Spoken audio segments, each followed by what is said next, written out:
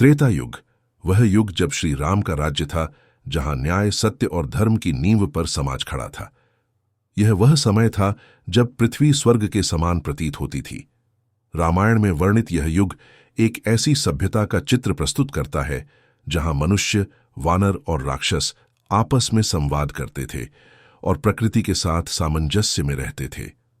इस युग में राम ने राम सेतु का निर्माण किया, पत्थरों पर नाम लिखकर उन्हें पानी पर तैरने योग्य बनाया।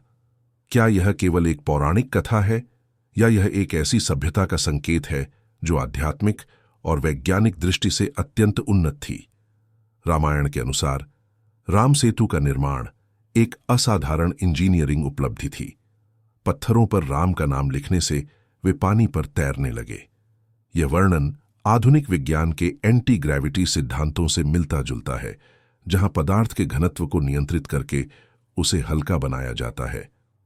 आज वैज्ञानिक इस दिशा में प्रयोग कर रहे हैं, जैसे कि विद्युत चुंबकीय क्षेत्रों के उपयोग से वस्तुओं को हवा में तैराने की तकनीक। क्या प्राचीन भारत में कोई ऐसी ऊर्जा तकनीक थी जो गुरुत्वाकर्षण के नियमों को प्रभावित कर सकती थी? पुरातात्विक अध्ययनों में राम सेतु, एडम्स ब्रिज को एक प्राकृतिक संरचना माना गया है जो लाखों वर्ष पुरानी हो सकती है, लेकिन इसके निर्माण में मानव हस्तक्षेप की संभावना पर अभी भी शोध जारी है। हनुमान की लंका तक उड़ान भी रामायण का एक महत्वपूर्ण हिस्सा है। बिना किसी यांत्रिक सहायता के आकाश में उड़ने की उनकी क्षमता भारतीय दर्शन में वर्णित अष्टसिद्धियों जैसे लघिमा, भारहीनता से संबंधित हो सकती है। क्या यह संभव है कि त्रेता युग में मनुष्य और वानर जैसी प्रजातियां किसी ऐसी ऊर्जा का उपयोग करते थे जो उन्हें गुरुत्वाकर्षण से मुक्त करती थी? आधुनिक विज्ञान में कुछ शोधकर्ता मानव शरीर के बायोइलेक्ट्रिक क्षेत्रों और उनके पर्यावरण के साथ संबंधों पर अध्ययन कर रहे हैं। क्या यह प्राचीन सिद्धियों का वैज्ञानिक आधार हो सकता है? त्रेता युग में मनुष्यों की आयु को 10,000 वर्ष तक बताया गया है। रामायण और अन्य ग्रंथों में वर्णित यह लंबी आयु आज के वैज्ञानिक दृष्टिकोण से अविश्वसनीय लगती है, लेकिन क्या यह संभव है कि प्राचीन मनुष्य अपने शरीर को प्रकाश या सौर ऊर्जा से पोषित करते थे? आधुनिक विज्ञान में हेलियोट्रॉफिक प्राणियों का अध्ययन हो रहा है जो सूर्य के प्रकाश से ऊर्जा ग्रहण करते हैं, जैसा कि पौधे प्रकाश संश्लेषण के माध्यम से करते हैं। कुछ योगी और साधक आज भी लंबे समय तक बिना भोजन के जीवित रहने का दावा करते हैं, जिसे वैज्ञानिक समुदाय ब्रेथेरियनिज्म के रूप में अध्ययन करता है।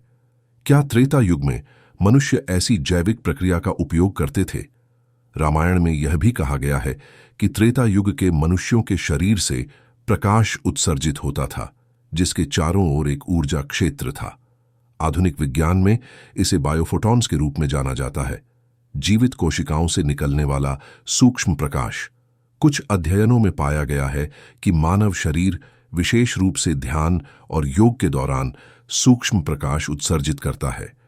क्या त्रेता युग के मनुष्य इतने शुद्ध और आध्यात्मिक रूप से उन्नत थे कि उनके शरीर से यह ऊर्जा स्पष्ट रूप से प्रकट होती थी?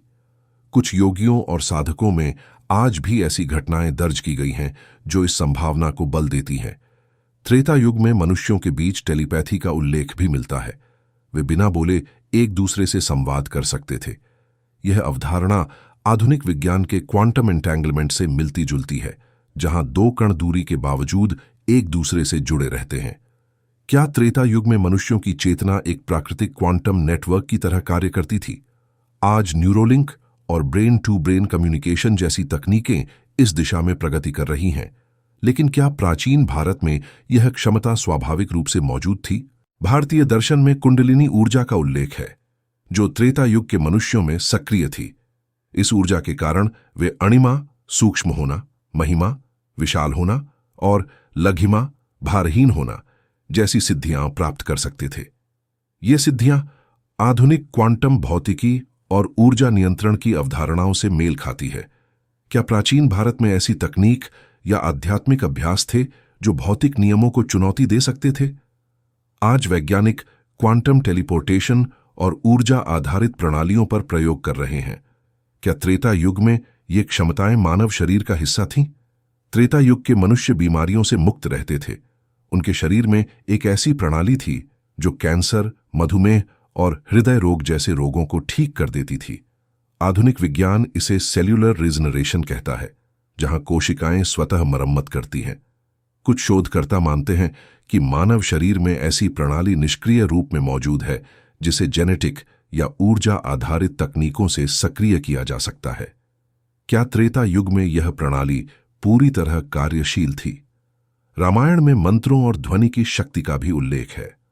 त्रेता युग के मनुष्यों की आवाज में ऐसी ऊर्जा थी जो दूसरों के शरीर और मन को प्रभावित कर सकती थी।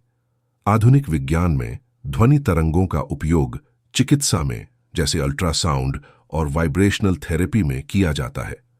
क्या प्राचीन भारत में मंत्रों के माध्यम से ध्वनि ऊर्जा का उपयोग उन्नत चिकित्सा के लिए किया जाता था? कुछ अध्ययनों में पाया गया है कि विशिष्ट ध्वनियां मानव मस्तिष्क की तरंगों को प्रभावित कर सकती है, जिससे तनाव और रोगों में कमी आती है। त्रेता युग में मनुष्य पानी पर चल सकते थे, जैसा कि रामसेतु के पत्थरों के साथ वर्णित है।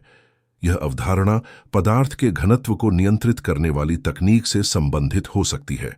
आज वैज्ञानिक सुपरकंडक्टर्स और क्वांटम लेविटेशन जैसी तकनीकों पर काम कर रहे हैं, जो वस्तुओं को हवा में तैराने में सक्षम है। क्या प्राचीन भारत में ऐसी ऊर्जा प्रणाली थी जो इस तरह के चमत्कारों को संभव बनाती थी? कहा जाता है कि त्रेता युग के मनुष्य अपने शरीर को अदृश्य बना सकते थे।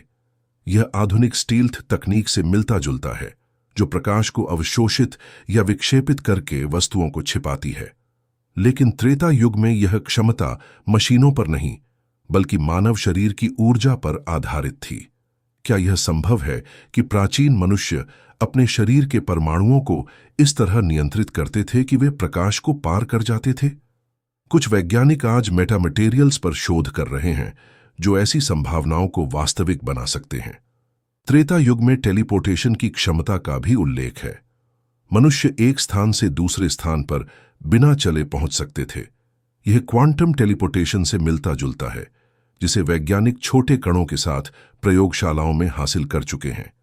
क्या प्राचीन भारत में यह क्षमता मानव चेतना या ऊर्जा क्षेत्रों के माध्यम से संभव थी? कुछ दार्शनिक मानते हैं कि चेतना भौतिक सीमाओं से परे कार्य कर सकती है, जो इस विचार को समर्थन देता है। त्रेता युग के मनुष्यों की चेतना समय और स्थान से परे थी। वे भूत और भविष्य देख सकते थे, अपने पिछले जन्मों को याद कर सकते थे और ब्रह्मांड के रहस्यों को समझ सकते थे। आधुनिक विज्ञान में इसे क्वांटम कॉन्शियसनेस कहा जाता है, जहां चेतना भौतिक नियमों से मुक्त हो जाती है। कुछ वैज्ञानिक मानते हैं कि मानव मस्तिष्क एक क्वांटम कंप्यूटर की तरह कार्य कर सकता है। क्या त्रेता युग में यह क्वांटम प्रणाली पूरी तरह सक्रिय थी? कुछ योगियों और साधकों के अनुभव इस संभावना को बल देते हैं, जो ध्यान के दौरान समय और स्थान की सीमाओं को पार करने का दावा करते हैं। त्रेता युग का उल्लेख न केवल रामायण में, बल्कि ग्रीक, चीनी, माया और तिब्बती ग्रंथों में भी मिलता है। ग्रीक दार्शनिकों ने इसे एज ऑफ हीरोज कहा, जहां वीरों और देवताओं का सह अस्तित्व था। चीनी ग्रंथों में इसे शांति और न्याय का युग कहा गया, जहां समाज में सामंजस्य था। माया सभ्यता के ग्रंथों में भी एक स्वर्ण युग का उल्लेख है, जो त्रेता युग से मिलता जुलता है। क्या यह संयोग है या यह संकेत है कि त्रेता युग एक वैश्विक सभ्यता थी, जिसे विभिन्न संस्कृतियों ने अपने अपने तरीके से अनुभव किया? रामायण में वर्णित विमानों, जैसे पुष्पक विमान, की चर्चा भी प्राचीन तकनीक की ओर इशारा करती है। क्या ये विमान एंटी ग्रेविटी या उन्नत ऊर्जा प्रणालियों पर आधारित थे? कुछ पुरातात्विक खोजें, जैसे भारत में प्राचीन धातु मिश्रण और मंदिरों की जटिल संरचनाएं, यह सुझाव देती हैं कि प्राचीन भारत में उन्नत इंजीनियरिंग का ज्ञान था। उदाहरण के लिए, दिल्ली के कुतुब मीनार परिसर में स्थित लौह स्तंभ, जो हजारों वर्षों से जंग मुक्त है, धातु विज्ञान में प्राचीन भारत की महारत को दर्शाता है। त्रेता युग में शिक्षा और ज्ञान का स्तर भी असाधारण था। गुरुकुल प्रणाली में विद्यार्थियों को न केवल आध्यात्मिक, बल्कि वैज्ञानिक और गणितीय ज्ञान भी दिया जाता था।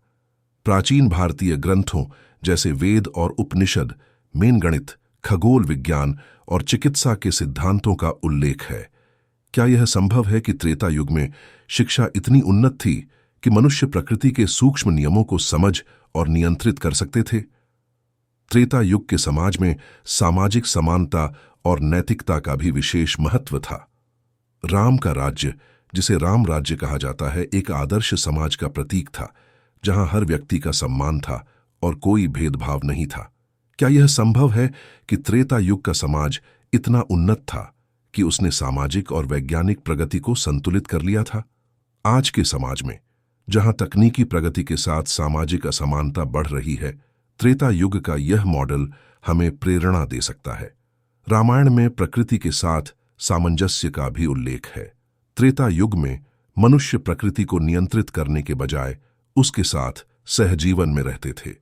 क्या यह संभव है कि उनकी तकनीक पर्यावरण के अनुकूल थी? आज जब हम पर्यावरणीय संकटों का सामना कर रहे हैं, त्रेता युग की यह दृष्टि हमें सतत विकास के लिए प्रेरित कर सकती है। त्रेता युग की ये कहानियां और वर्णन हमें सोचने पर मजबूर करते हैं कि क्या हमारी सभ्यता का इतिहास उतना ही सरल है जितना हम समझते हैं? क्या प्राचीन भारत और अन्य सभ्यताओं में ऐसी तकनीकें और ज्ञान थे जो आज खो चुके हैं? रामायण और अन्य ग्रंथ न केवल आध्यात्मिक मार्गदर्शन प्रदान करते हैं, बल्कि यह भी संकेत देते हैं कि हमारे पूर्वजों ने विज्ञान और चेतना के क्षेत्र में असाधारण उपलब्धियां हासिल की थीं। यह यात्रा हमें अपने भीतर की चेतना को जागृत करने और प्राचीन ज्ञान को आधुनिक विज्ञान के साथ जोड़ने के लिए प्रेरित करती है। क्या आप मानते हैं कि त्रेता युग एक वैज्ञानिक और आध्यात्मिक युग था? अपने विचार साझा करें और अगले विषय जैसे द्वापर युग के रहस्य के लिए सुझाव दें। यह अन्वेषण हमें न केवल हमारे अतीत को समझने में मदद करता है, बल्कि भविष्य की संभावनाओं को भी खोलता है।